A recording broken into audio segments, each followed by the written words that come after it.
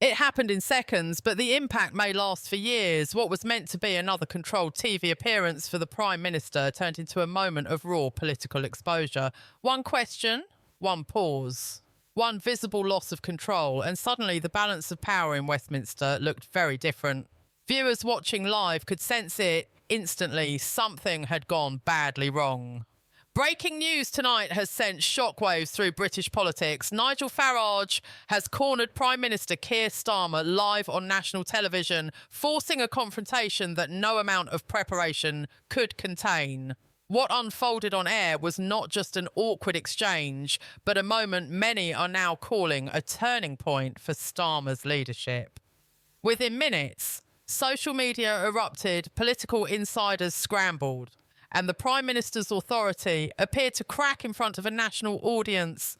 The confrontation took place during what had been billed as a routine live political discussion. The setting was calm, the format familiar, and expectations inside Labour were firmly under control. Starmer arrived confident, backed by advisers and armed with carefully rehearsed responses. Farage, however, entered with a very different approach. His tone was direct, his posture assertive, and his intention clear. He was not there to debate general policy. He was there to confront. At exactly the moment the discussion shifted to immigration and public safety, the atmosphere in the studio changed. Farage leaned forward and raised a specific case involving a foreign national who had not been deported and was later arrested for a violent crime. He spoke plainly without embellishment and then turned directly to the Prime Minister. His question was simple but devastating. Would Starmer apologise on camera to the victim's family? The silence that followed was immediate and uncomfortable. For several long seconds, the Prime Minister appeared frozen. He glanced down at his notes, adjusted his posture, and searched for words that did not come. Millions watching at home could see it clearly. This was not a rehearsed moment. This was real pressure unfolding live. When Starmer finally responded, he did not answer the question. Instead, he spoke about legal systems, human rights frameworks, and procedural limits. The words sounded distant, technical, and detached from the human reality Farage had just described. Farage did not let it pass. He interrupted, accusing the Prime Minister of avoiding responsibility, and demanded a direct answer. As the exchange intensified, Starmer's composure began to slip. His voice rose. His gestures became sharper. He attempted to regain control by explaining legal complexities once again, but each attempt only seemed to deepen the sense that he was losing the argument. Farage repeatedly redirected the discussion back to public safety, accountability, and the rights of British citizens. Then came the moment that stunned viewers. The Prime Minister visibly snapped. He pointed across the studio, raised his voice, and delivered a heated response that many observers later described as a panic reaction. In that instant, the calm authority expected of a Prime Minister vanished. What remained was a leader under pressure, reacting rather than leading. Within minutes of the broadcast ending, clips of the confrontation were spreading rapidly online. Commentators, journalists, and political analysts all reached similar conclusions. This was not just a bad interview, it was a public unravelling.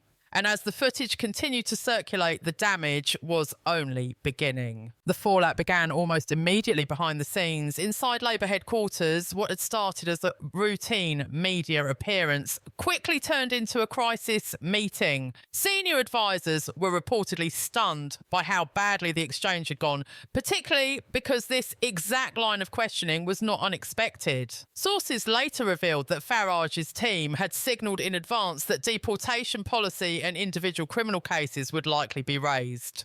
Warnings had been issued internally that a single emotional case could be used to corner the Prime Minister in a live setting. Despite this, confidence within Starmer's inner circle remained high. They believed prepared talking points and legal explanations would be enough. That confidence collapsed the moment the cameras were rolling. As the scale of public reaction became clear, panic began to spread. Phone lines at party headquarters lit up. Planned media appearances were quietly cancelled. MPs in vulnerable constituencies demanded urgent briefings as they faced an immediate backlash from constituents. What unsettled many inside Labour was not just the confrontation itself, but how human and unscripted it appeared. The Prime Minister had not simply lost a debate. He had lost control of the narrative live and in full view of the country.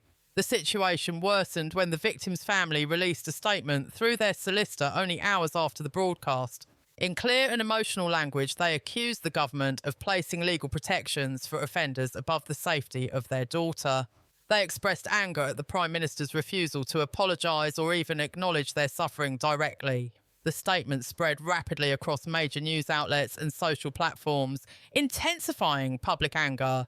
Images of the injured teenager, shared alongside messages of outrage and sympathy, added a powerful emotional dimension that no policy explanation could counter. Online reaction was immediate and overwhelming. What began as political criticism quickly turned into a broader expression of frustration.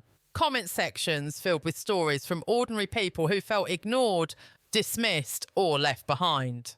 Veterans spoke of waiting months for medical treatment. Pensioners described struggling with rising costs while feeling forgotten. Public sector workers shared stories of long service without security or support. These accounts, whether verified or not, were shared millions of times, reinforcing a growing perception that the government's priorities were fundamentally misaligned with the public mood. Political analysts noted that the anger cut across traditional party lines. This was no longer a left versus right argument. It was emotional, personal, and deeply rooted in questions of fairness and responsibility.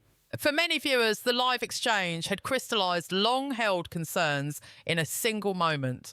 A Prime Minister, confronted with a human tragedy, had responded with technical language and hesitation. That image proved impossible to shake. The pressure escalated further when senior figures within Labour began to distance themselves. Anonymous briefings appeared in the press, suggesting frustration with leadership decisions and communication failures. Polling released later that evening showed a sharp dip in support, particularly in working class and former stronghold constituencies. Reform UK, led by Farage, appeared to gain the most momentum, with membership inquiries and rally attendance reportedly surging. Inside Westminster, the mood shifted from damage control to survival. MPs spoke quietly about the long-term consequences of the moment, questioning whether public trust, once lost so publicly, could be rebuilt. The sense among insiders was clear. This was no longer about one interview or one question. It was about authority, credibility, and whether the Prime Minister could still command either.